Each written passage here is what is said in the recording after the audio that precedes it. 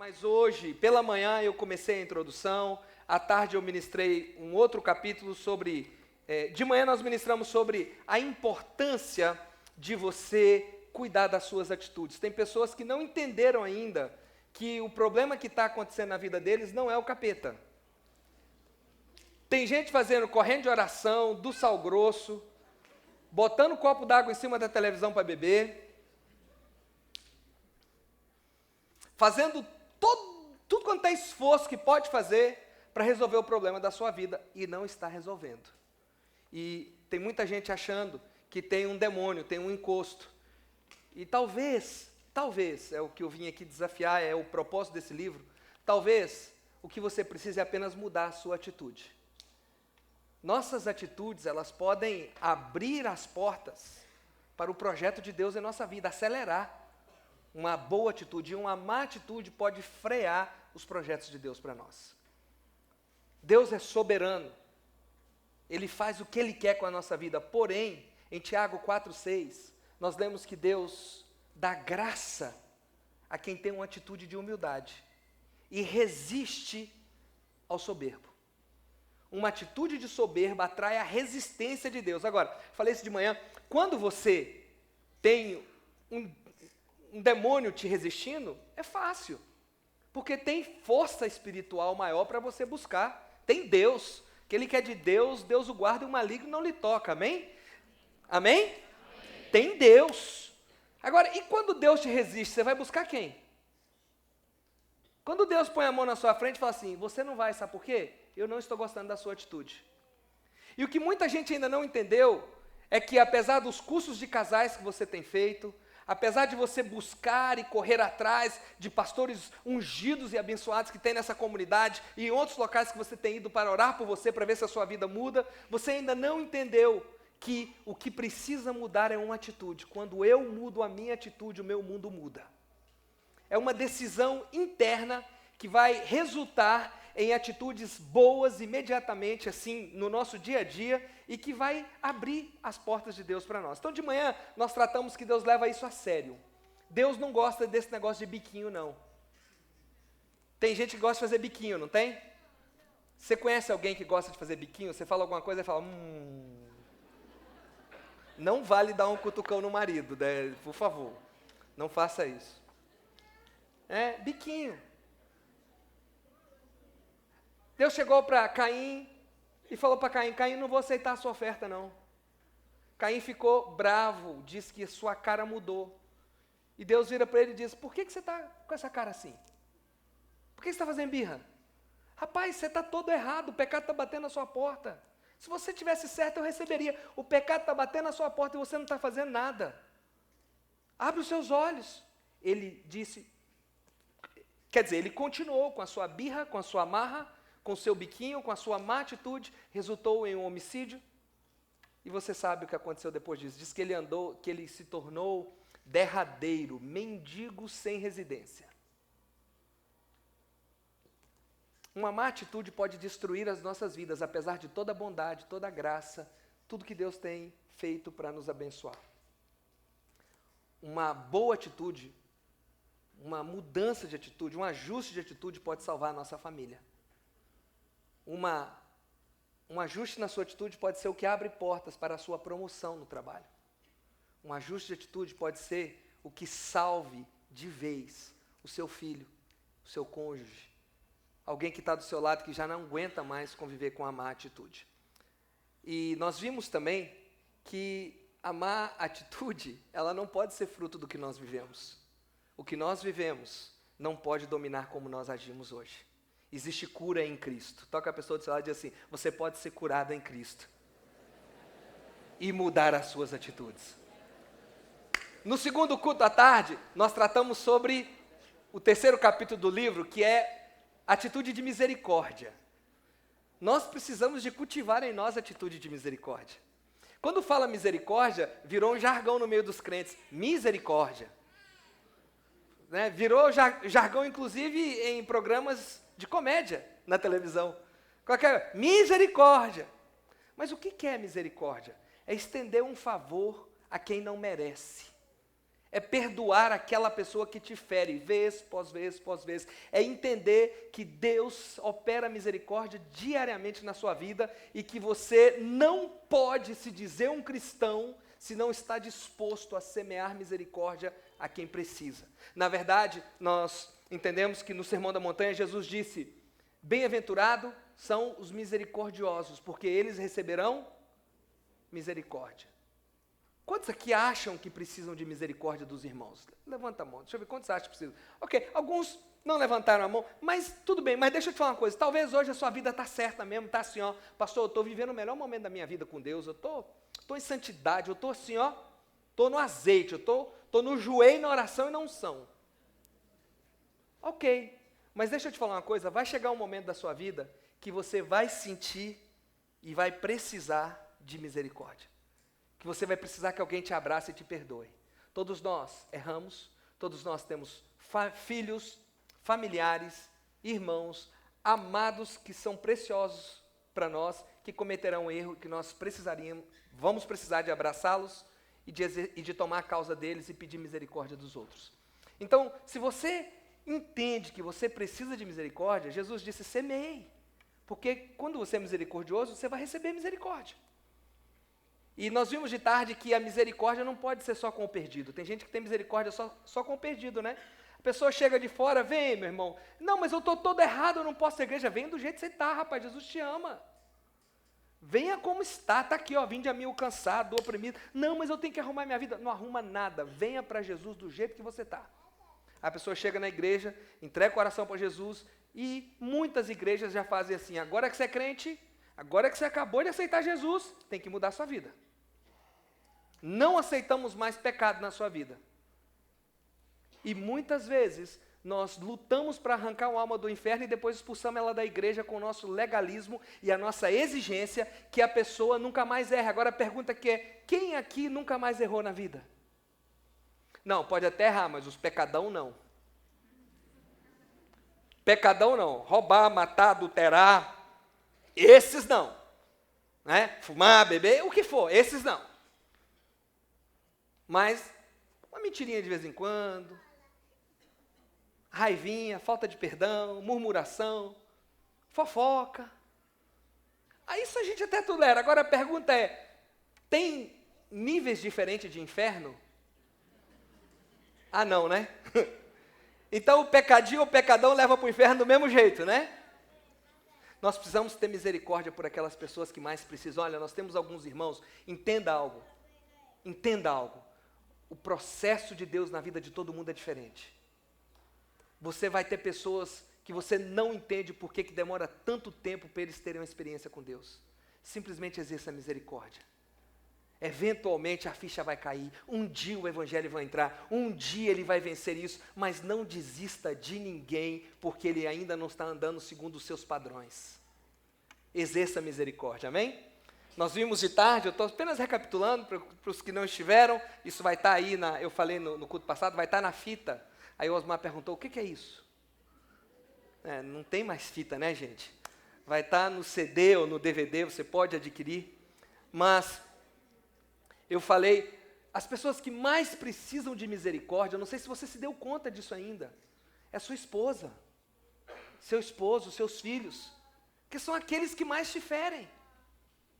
É quem mais passa tempo com você. Ah, mas não merece a minha misericórdia. A misericórdia é para quem não merece. Mas não merece, é para ela, então. É para quem não merece.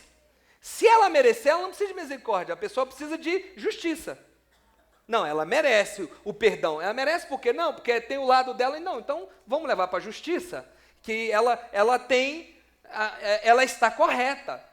Estão agindo incorretamente com a pessoa. Não, a pessoa está errada, pisou na bola e pisou de novo. É aí que precisa de misericórdia. E agora, misericórdia não é opcional. E, por gentileza, se você pode, ouça essa ministração, porque vai te ajudar muito a exercer misericórdia, principalmente aquelas pessoas que mais precisam, que vivem debaixo do mesmo teto que você. E agora à tarde eu queria terminar ministrando para vocês o capítulo 4, e pensando com vocês acerca de ter uma atitude correta em tempos difíceis. Fala comigo, atitude correta em tempos difíceis? Porque ter atitude correta quando a gente está dando 4-1 no Corinthians, né? Ganhando a Copa do Brasil. Tudo bem, mas e o dia que a gente perde 3-0? Qual a atitude que a gente vai ter? E o dia que a gente fez tudo e nada deu certo? E o dia que a minha esposa não está bem? Tem aqueles dias na semana, né? Que é mais ou menos o quê? Por mês? 3 a 7 dias. Em alguns casos, 25, 28 dias.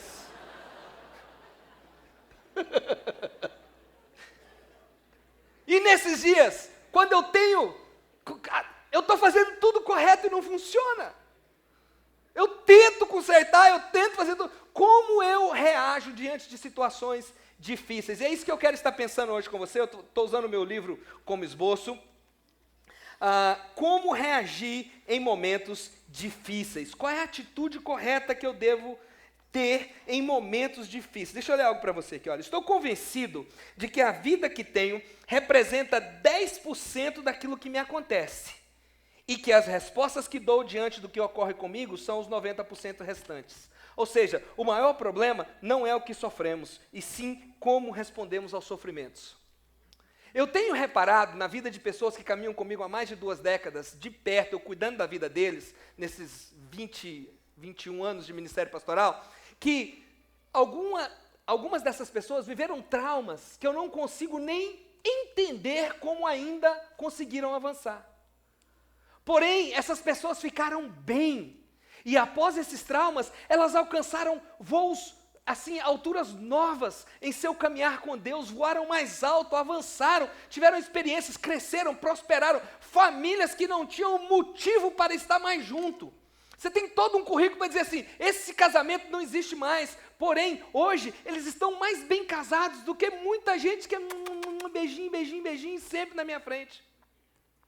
Um casamento sólido, estabelecido, pessoas que tiveram situações financeiras horríveis e hoje estão melhores do que aqueles que sempre cresceram. Sabe por quê? Porque no momento da crise, eles tiveram uma atitude correta. Uma atitude correta em tempo de crise, ela muda a história da sua crise e ela te impulsiona para um tempo novo e melhor, porque Deus é especialista em fazer com que todas as coisas cooperem para o nosso bem. Agora, não adianta nada eu clamar esse versículo e dizer se eu clamo na minha vida, né? Escrever no espelho da casa, pôr no carro, todas as coisas cooperam para o bem, isso vai cooperar para o meu bem, sendo que a minha atitude está sendo errada. Está sendo uma má atitude diante daquela crise. Olha, às vezes, no gabinete pastoral, a gente está tratando de uma grande crise e quando a gente vai ver o problema da crise, não é a crise. É a reação que estão tendo um com o outro diante da crise. Faz sentido para você? Mas o marido e mulher estão na verdadeira luta de boxe, é Holyfield e Mike Tyson. Até com mordida de orelha acontecendo. Ali, aquela coisa, né? Briga de mancha com fiel. Aí você vai ver o que está acontecendo, você vai, como isso tudo começou? Aí você vai vendo, uma besteirinha. Mas uma reação e uma má atitude diante dessa besteirinha gerou esse conflito atômico que estamos tratando agora. Pensa, as maiores lutas, crises que você viveu ou está vivendo, foram as lutas que te abateram ou foram as suas reações erradas que criaram problemas proporcionalmente muito maiores? Quando eu comecei a entender isso, eu comecei então a prestar atenção em como eu reagia diante de crises. Não é fácil a gente ter uma reação correta, porque na hora da crise, a gente não quer ser sóbrio na hora da crise, a gente quer gritar, chutar o balde. A gente vai ver alguns versículos bíblicos sobre como personagens que nós amamos reagiram diante de crises, mas eu estou apenas colocando o alicerce para te dizer o seguinte, se você reage corretamente, você vai avançar independente da pior situação que você estiver vivendo. Deus vai transformar isso para a bênção, ou Deus vai fortalecer o seu coração e te ensinar uma lição. Essa doeu, você perdeu, mas você sai mais forte e vai construir melhor da próxima vez e vai construir mais sobriamente. Porém, tudo começa com uma decisão. Eu quero contar para vocês uma decisão de mudança de atitude. Quero contar para vocês uma experiência pessoal. Sabe aquele dia que o mês fica muito longo para a quantidade do seu salário? Não é o dinheiro fica curto, o mês fica muito longo? Pois é, isso aconteceu comigo alguns anos atrás. de repente me dei conta que naquele mês todos os meus recursos estavam comprometidos, todos os recursos, estava tudo comprometido. E a minha esposa, cadê o dinheiro para comprar o material das crianças? Eu falei, que material das crianças? O bendito do material que tem um mês que eu estou te dizendo que tinha que comprar, e você me disse espera. Eu disse, espera, falou, não tem mais como esperar, daqui a 2 dias começa a aula, você tem que levar o material. Eu disse, nem era tanto. Falei, quanto você precisa? $200. Falei, $200. Pensei, vou ligar para alguém, vou ligar. Falei, de uma hora para outra eu parei, falei, mas vou ligar, que vergonha. Não é possível que eu não tenha $200 parado em lugar nenhum. Fui no computador, fui no banco, não tem que esperar o cheque chegar primeiro, descontar. Essa conta já está vencendo depois da manhã, aquele mês ficou horrível. Eu falei, meu Deus, o que eu vou fazer? E eu fui ficando irritado, nervoso, e a minha esposa falando, mas eu já não estou te falando. Poxa, eu te disse que você fazer. Marcelo, por favor, como é que vamos fazer? Não, vai. Falei, de repente eu me lembrei que meu filho tinha um jarrinho de moedas. Eu lembrei que embaixo da minha cama tinha um galão de leite que eu cortei que estava cheio de moedas. Lembrei que tinha moeda espalhada pela casa inteira, que lá é um costume nosso, né? Chega com a moeda da rua e vai juntando dentro de casa, que é tanto de moeda. Eu lembrei disso. Eu falei, eu tenho um monte de moeda aqui dentro de casa. Será que eu não consigo pelo menos $100 aqui dentro? Chamei a minha filhinha, né, na época, 4 anos de idade, ela já tem 6. Chamei a Juliana, que na época tinha 9, 10. E chamei as duas e falei assim, vamos brincar com o papai? Elas disseram, vamos! De quê? Eu disse, caça ao tesouro. A pequenininha, yes! Tudo para as crianças é farra. Falei, é o seguinte, movi a mesa, movi as cadeiras, fiz um espaço desse tamanho assim no meio da sala. Vamos buscar todas as moedas dessa casa. Vamos sair procurando e vamos jogar aqui no chão da sala. E aí eu já vim com um galão que tinha embaixo da minha cama, de leite, cheio de moeda de 1 centavo, de 5, e joguei, mas joguei alto, assim. Aquilo espalhou no chão da sala, minha esposa olhou assim, espalhou no chão da sala, e as meninas, yeah, a treasure hunt, caça ao tesouro. E eu disse, chama os irmãos mais velhos. Só que o irmão mais velho já era um rapazinho de 16 anos, a irmã na época tinha 14, foram chamar, eles já subiram no meu olhar e me disseram, o que foi, pai? Falei, caça ao tesouro! Tá. Todo o dinheiro aqui. E aí, de início, os meus 2 filhos mais velhos não entraram na brincadeira, mas daqui a pouco, né, com aquele monte de dinheiro no chão, eu me joguei em cima, assim, porque fez um mar de moedas. E eu comecei a ver que tinha moeda espalhada para tudo quanto é lá da casa. Muita moeda de 1 centavo, muita moeda de 5, muito troco. E eu comecei a brincar e eu falei, vocês conhecem o tio Patinhas? Não. Vocês não conhecem o tio Patinhas? Não tem tio Patinhas aqui? Quem é o tio Patinhas? Eu falei, fui na internet, tio Patinhas em inglês. Tem que ter, daqui. Fui ver Uncle Scrooge. Falei, o Uncle Scrooge, o tio Pão Duro. Essa seria a tradução ao pé da letra. E aí, não conhecia, apresentei para eles, mostrei ele nadando numa piscina de dinheiro, foi assim, aí joguei, comecei a nadar. A pequenininha também, fizemos uma farra. Foram algumas horas de brincar com moeda, de ver um mar de moeda na sala, e de ajuntando, a minha esposa entrou também na brincadeira, viu o que aquilo estava produzindo, ficou alegre também, comecei a separar o dinheiro, botei numa mochila, tentei levantar, não consegui. Ficou muito pesado, falei, tem que levar para o banco. Agora, aí... Peguei com muito jeitinho, separei, botei em 2 mochilas, consegui um do lado do outro. Bom, levei para o banco, quando contei, exatamente para não lembrar o valor aqui, tinha $318 em moeda espalhada dentro de casa. Voltei com o dinheiro em nota, dei para minha esposa e falei assim, vai comprar um material, querida. Isso parece uma besteira, algo muito simples, mas deixa eu te contar o que isso gerou.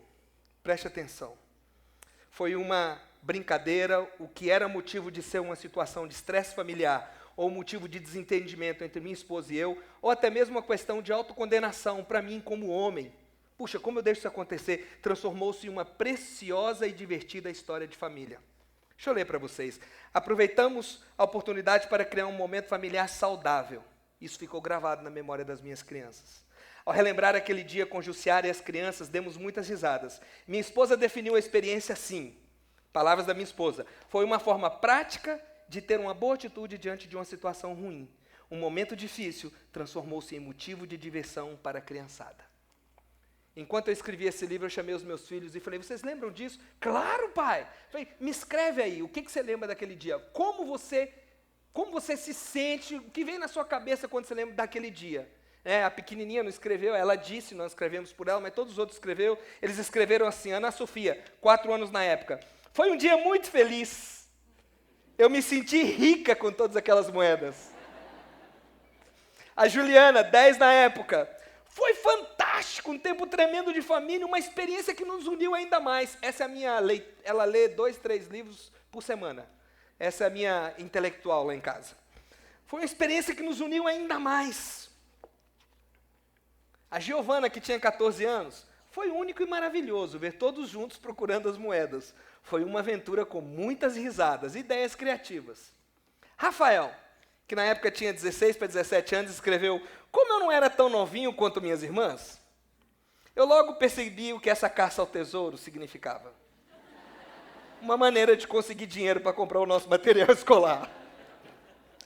Eu me lembro de pensar naquele dia comigo mesmo: uau, que maneira genial de transformar uma situação ruim em uma atividade divertida em família.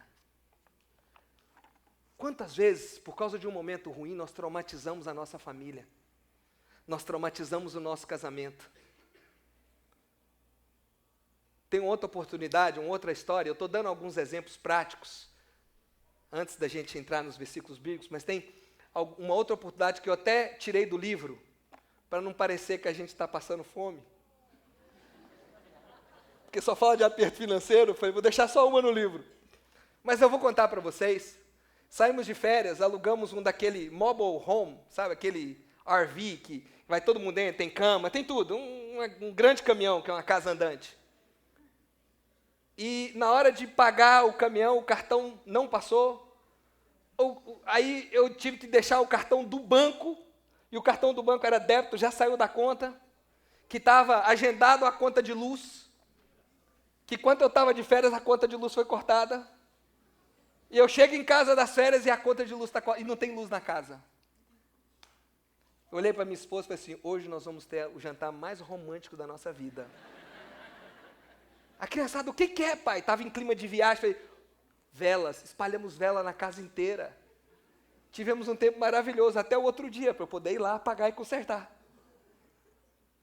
Sabe, amados, o que destrói a nossa família, o que destrói a nossa vida, o que destrói os projetos que estamos construindo, não são os momentos difíceis, são as reações erradas que temos diante dos momentos difíceis. Abra sua Bíblia comigo. Deixa eu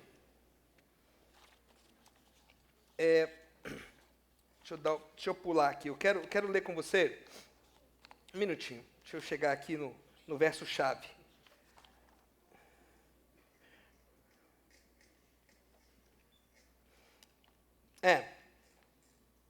Em Êxodos, no capítulo 2, você conhece bem esse texto, né? Êxodos capítulo 2, nós lemos muito disso, muitas vezes nós falamos, nós ensinamos, mas nós não prestamos atenção nisso. Em Êxodos, no capítulo 2, você vê Deus trabalhando com Moisés.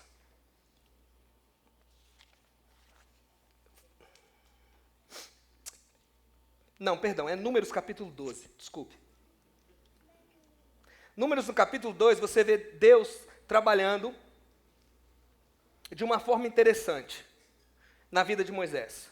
Você vê Miriam e você vê Arão, que são irmãos de Moisés.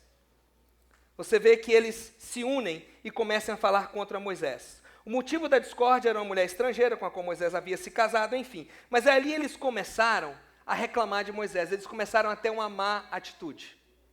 E eles estavam no meio do deserto. E essa má atitude atrasou o projeto e o andamento. Diz que eles ficaram parados, que todo Israel Parou, por quê? Porque eles tiveram uma má atitude. Diga comigo, uma má atitude pode parar o projeto de Deus na minha vida. Ali você vê que Miriam fica leprosa, lê em casa com calma depois, mas Miriam fica leprosa. A lepra de Miriam, por causa da má atitude dela com o irmão, mas Deus não fala só contigo, fala comigo, eu vou ter uma má atitude. O que tem de gente no corpo de Cristo, mas Deus também fala comigo, que não respeita os processos, não respeita o tempo, não respeita o trabalho de Deus, não respeita o momento que Deus quer trabalhar na vida dele, e ele tem uma má atitude, ele não apenas fica leproso, como ele prejudica seus familiares, seus irmãos, prejudica o corpo de Cristo inteiro. Uma má atitude, você precisa entender isso, que a má atitude, ela te prejudica e revela algumas coisas. Primeira coisa que a má atitude revela é quem você verdadeiramente é. Quando você reage diante de uma má atitude, como você reage? Quando você está certo e quando você tem razão, mas tem uma crise diante de você. Como você reage diante da crise? Pergunta ao seu irmão, como é que você reage diante da crise? Olha a carinha dele, vê se ele é muito manso. Você vê mansidão? Se você está perguntando à sua esposa, você já sabe muito bem como ela reage. Está perguntando ao seu marido, já sabe como reage. Agora escute algo. Como você reage diante da crise, mostra o seu verdadeiro eu. Provérbios 23, 7. Vamos ler junto. Provérbios 23, 7. Pois ele fala a respeito de uma pessoa avarenta, alguém que amava o dinheiro e nos dá uma boa perspectiva de como podemos lidar com isso. Olhe bem como fala. Pois ele só pensa nos gastos. Ele diz, coma e beba, mas não fala com sinceridade. O que esse texto está dizendo? Que existem pessoas que têm belos discursos, mas a atitude revela o que está realmente em seu coração. Quando reagimos mal diante de situações, mostramos o verdadeiro estado do nosso coração. Aquele dia ruim, o dia da luta, você conhece quem você é. Você não sabe quem é você até que a casa cai. Você não sabe quem é você de verdade até o momento da sua maior dor, da sua maior luta. Muitas vezes nós dizemos, mas Marcelo, ninguém é de ferro. Ninguém é de ferro. No meio da minha luta eu posso estourar, eu posso brigar, porque ninguém é de ferro. Ainda que seja verdade isso, que ninguém seja de ferro, entenda algo. Uma coisa é você estourar de vez em quando. A outra coisa é o seu nome ser José Estouro da Silva. Você não pode ser assim. Você tem que mudar a sua atitude. A segunda coisa que você precisa entender acerca da sua atitude é que, a gente já tem tocado nisso, eu quero enfatizar um pouquinho mais, as atitudes podem te levar ao êxito ou ao fracasso. Uma boa atitude te leva ao êxito ou ao fracasso. Afeta os seus relacionamentos. Você pode, por causa de uma má atitude, um momento, ficar 40 anos no deserto. E você pode ser espiritual, e aí sim, Êxodo 2, que eu estava citando, Moisés mata um homem, corre para o deserto, uma má atitude naquele momento, um homem estourado, iracundo, mata ali na hora tal, corre para o deserto, 40 anos. Uma má atitude pode te pôr no deserto, meu irmão, por décadas. E uma boa atitude pode poupar anos de dor, naquele momento. Deus transformou em 40 anos um homem iracundo, um assassino, no homem que Deus mesmo diz depois, o homem mais manso da terra. João, que era, junto com seu irmão, revolucionários, os guerrilheiros, zelotes da época. O mesmo João que falou, Senhor, só quer que a gente ore para descer fogo do céu e queimar esses samaritanos, tudo aí? Só falar que a gente ora. Ele eventualmente é transformado. E ele vira o apóstolo do amor. Amados, amai-vos uns aos outros. Aquele que falou, quer que eu ore para queimar esses miseráveis, tudo aí? Depois ele vira o apóstolo do amor. Nós precisamos primeiro reconhecer que nós não estamos bem. A sua má atitude é um indício que você não está bem, que você precisa de mudança. Se você não reconhecer isso, você nunca vai ter a experiência que Moisés e que João tiveram, nunca vai começar um tempo novo na sua vida, sempre voltando atrás, precisando construir outra vez. Por quê? Porque você não consegue viver muito tempo com construir. Você constrói, ai que bonitinho, que lindo, até que vem o dia mau. Ah, depois não, vamos fazer de novo, gente, tem que construir outra vez. Ah, mas hoje eu perdi a paciência. Quantos irmãos preciosos vivem anos na sua vida assim? A sua má atitude destrói o belo que você passa anos construindo. Uma má atitude, um momento de má atitude. Ninguém é perfeito, mas a gente precisa deixar Deus trabalhar isso em nós. Nós precisamos mudar. Diga comigo, eu preciso mudar. Sua família precisa que você mude a sua atitude. Seu pastor precisa que você mude a sua atitude, viu? As pessoas que te amam precisam que você mude a sua atitude. Peça a Deus para te ajudar isso, para te ajudar a crescer nisso. Em Números 13, vemos ali Moisés designando 12 homens e dizendo, vai espiar a terra prometida. 10 volta e tem uma atitude, 2 têm uma atitude diferente. Uma atitude te põe na terra prometida ou estabelece o decreto de morte no deserto. Eu não aguento mais, não dá, não tem jeito, vai morrer no deserto. Não, eu vou crer no que Deus vai fazer na minha vida e eu vou buscar ter a atitude mais certa que eu posso ter. Você vai entrar na sua terra prometida. Uma outra coisa que eu quero destacar, o terceiro ponto sobre as atitudes, é que as nossas atitudes podem ser controladas. É impressionante, mas você sabia que você é inteligente? Você sabia que você consegue mudar? Deus pode fazer coisas tremendas na nossa vida. Deixa eu te dizer uma coisa. Ouse hoje ir diante de Deus e dizer assim, Deus, eu quero mudar. Eu quero uma atitude nova. Deus te deu uma mente brilhante. Coisas maravilhosas que você sonha, projeta, alcança, corre atrás e faz acontecer. Que tal você estabelecer isso na rota, direcionar isso na rota da sua restauração, na rota de você ter uma atitude nova com Deus? Eu amo um texto em Abacuque, capítulo 2:17, se eu não estou equivocado. Confere para mim. Ainda que a figueira não floresça, é isso mesmo, pastor Ronaldo? Abacuque, projete aí para mim. 2:17. Preste atenção nesse texto. Para mim é um dos textos mais lindos da Escritura, que nos leva a pensar, a meditar no que Deus está fazendo em nossa vida. E mesmo que nada dê certo, eu vou ter a atitude correta. Ele diz assim, Abacuque 2:17. 3:17. É que eu estou traumatizado com 3 hoje.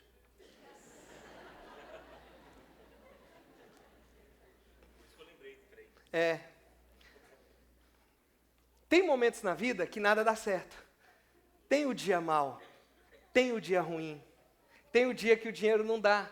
Mas mesmo não florescendo a figueira, e não havendo uvas na videira, mesmo faltando a safra de azeitonas, não havendo produção de alimento nas lavouras, nem ovelhas no curral, nem bois nos estábulos. O próximo 18 ele diz, versículo 18, ainda assim eu exultarei no Senhor e me alegrarei no Deus da minha salvação. Gente, pode estar tudo errado na vida, mas sabe o que? Eu vou manter a minha atitude correta. Pode estar tudo bem, mas eu vou manter. Pode estar tudo mal, mas eu vou manter uma atitude correta. Mas olha, normalmente, quando está tudo mal na sua vida, se tudo está indo mal, é um sintoma bom que você precisa fazer um ajuste das suas atitudes. Conta-se a história de um menino arteiro que passou queijo, sabe aqueles queijos horríveis, catinguento, a gente fala lá em Minas? Passou no bigode do avô enquanto o avô estava dormindo. O avô acordou, essa casa tá fedida! Que coisa horrível! Quem que morreu aqui no meu quarto? Saiu do quarto, a sala tá fedida! Saiu para a cozinha, está tudo fedido. Saiu para o quintal, o mundo está fedido. Estamos perdidos. Você já reparou que tem momentos na vida que você está assim, está tudo ruim? Nada funciona. Normalmente, o problema está em nós. Normalmente é o queijo do nosso bigode. Ó, pastor, eu sou um cara até bom, mas a minha mulher que não presta. ainda com a sogra que eu tenho. O livro do Tito é Ajuste Suas Atitudes. Teve um que comprou ali no primeiro culto e falou assim, dedica com carinho aí para mim, que é para minha sogra. O nome dela é, vou levar para minha sogra, é isso? Pastor, você não conhece a minha sogra. Meus filhos, então, meu pastor, eu estou lá para ajudar ele, coitadinho. Eu sou o presente de Deus na vida dele. Mas meu pastor não presta, minha igreja não presta, meus filhos não prestam, minha mulher não presta, nada presta. Será que você não está com queijo no seu bigode? Será que não é você que precisa de mudança? Agora escute algo. O tempo avua aqui quando a gente está se divertindo. Eu quero caminhar aqui para terminar com você te fazendo o seguinte desafio, preste atenção. Primeiro, isso não vai funcionar para você, você não vai conseguir mudar a sua atitude se você primeiro não entregar o seu coração para Cristo.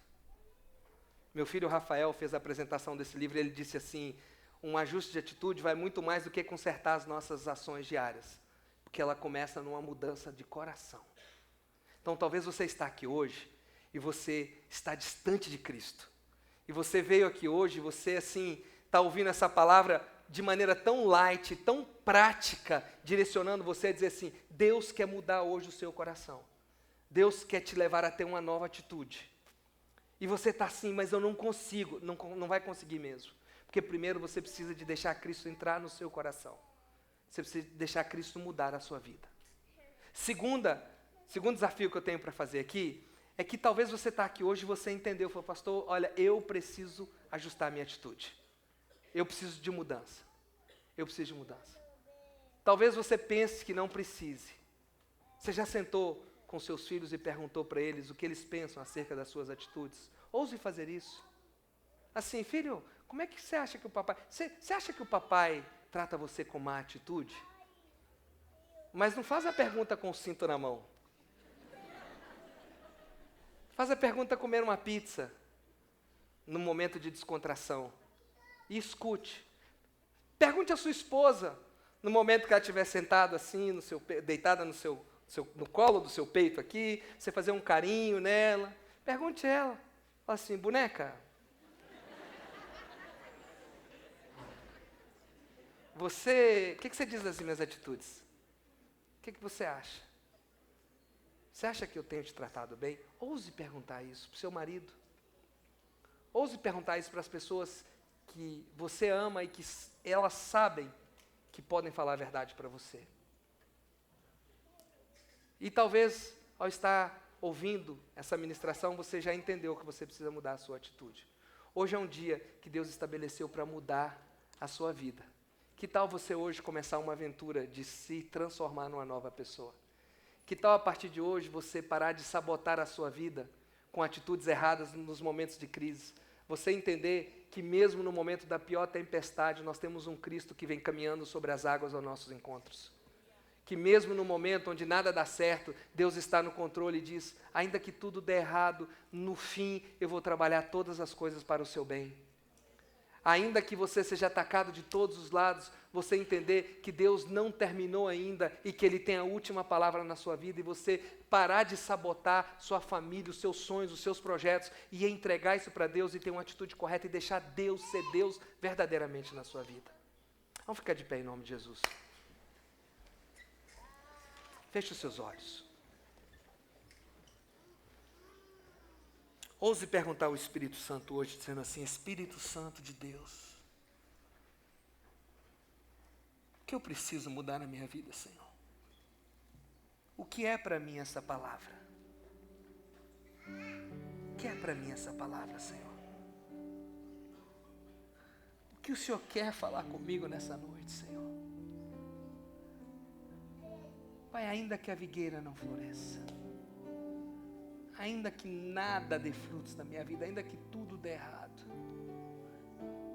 o Senhor é o Deus poderoso, que continua reinando sobre a minha vida. Ajude-me, Espírito Santo, hoje a ter uma atitude correta diante do Senhor. Ajude-me, Deus, a ter uma postura correta diante das circunstâncias más da minha vida. Ajude-me, Senhor, a não desistir Ajude-me, Senhor, a avançar sempre e a melhorar cada dia, a abençoar com minhas posturas e atitudes meus familiares, meus irmãos. Ajude-me, Senhor, a não mais destruir a vida daquelas pessoas que estão perto de mim com minhas reações más no tempo difícil. Dá-me graça, Senhor. Ouse fazer essa oração para Deus. Dá-me hoje uma graça nova, Senhor, para que eu possa mudar a minha atitude.